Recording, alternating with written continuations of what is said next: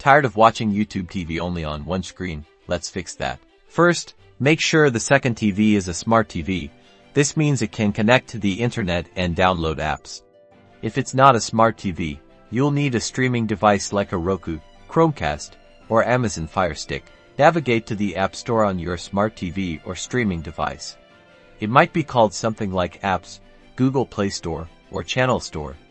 Use the search bar to look for YouTube TV. Once you find it, select the YouTube TV app and choose the option to download or install it.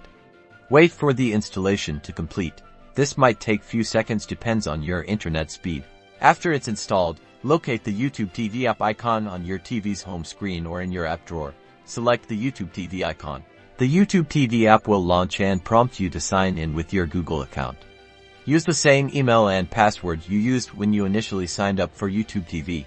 If you have trouble logging in, you can use second screen option where you can use your smartphone to quickly sign into your account. And that's it. You can now enjoy YouTube TV on your second TV.